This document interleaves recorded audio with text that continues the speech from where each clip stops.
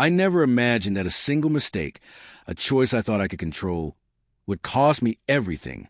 But it did. I betrayed a man who had done nothing but love me, lift me up, and give me the kind of life I once only dreamed about.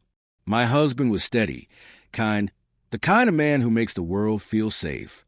And I shattered that world for what? A fleeting thrill, an illusion of freedom I convinced myself I deserved. It didn't start with some grand plan. It started small. Harmless, I told myself. Flirting at the office. Too many glasses of wine after late meetings. Little moments where I let my guard down, telling myself I'd earned this bit of excitement. I thought I was in control, but I wasn't. He found out on a Tuesday night. I remember the chill in the air as I stepped through the door. I told him I was at yoga. My hair was too perfect, my perfume too fresh. He sat on the couch, phone in hand, his face carved from stone.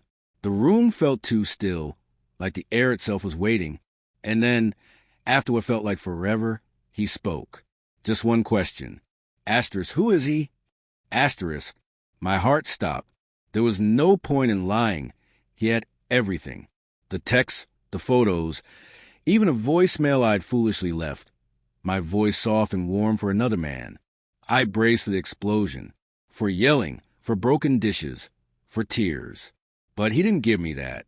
He gave me silence. A silence so deep it felt like standing at the edge of a cliff, knowing you're the one who took the step off. He looked at me like I was a stranger, like the woman he'd loved was gone. That night, he didn't sleep beside me. He didn't sleep at all. And by morning, he started packing, not his things, mine. I watched frozen as he emptied drawers, cleared shelves, folded my clothes with that same quiet, focused care he once used to plan our vacations, our future. I begged him to talk, to fight, to say anything that would mean he still cared. But he moved around me like I wasn't even there. You wanted freedom, he said, his voice calm. Asterisk, here it is. Asterisk.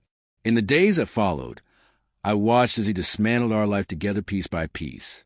He closed our joint accounts, canceled the anniversary trip we dreamed of, returned the necklace he bought me for Christmas. And he did it all without anger, without raised voices. That made it worse. His silence was louder than any rage could have been. Then came the night that broke me. He invited both our families over without a word to me. I came home to find them all seated, the table heavy with silence. He stood and told them everything. The truth. No drama, no cruelty, just cold, clear facts. How long? With whom? How he'd found out. My mother's tears felt like acid. His father's quiet disappointment cut deeper than any scream. And I couldn't meet anyone's eyes. He didn't stop there. He sent out a message to our friends.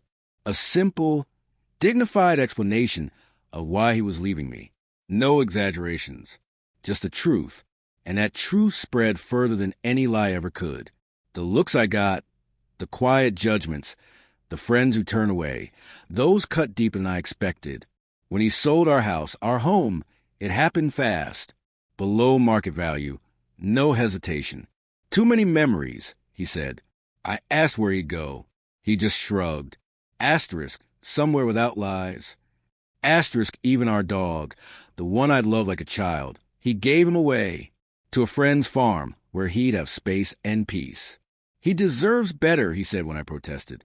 And when I broke down, when I screamed that he couldn't just erase us like this, he met my gaze, steady and unflinching. Asterisk, you gave up your rights the moment you gave yourself to someone else. Asterisk, he never lifted his voice. He didn't need to. His actions said it all. And they spoke louder, cut deeper, than anything I could have imagined. I had wanted him to react, to yell, to fight for me, to prove that beneath it all, he still loved me. But he didn't, and that was the final, cruelest blow. Now I live alone. A small apartment, a job that feels hollow without him in my corner. The man I betrayed him for, he disappeared the moment things got messy. I destroyed my marriage, my home, for nothing. Worse, I destroyed him, and he let me see every piece fall apart. Sometimes I check his social media. He looks peaceful, happier. He's dating again, carefully. And part of me hopes he never knows how miserable I am. But part of me hopes he does. Not because I want him to hurt, but because I want him to know I never stop regretting it. People think punishment comes loud, with shouting, slamming doors, fiery ends. But the worst punishment? The quiet kind. The kind where someone walks away and leaves you to sit in the wreckage you created. That's what he did. And that silence, it echoes louder than any scream ever could.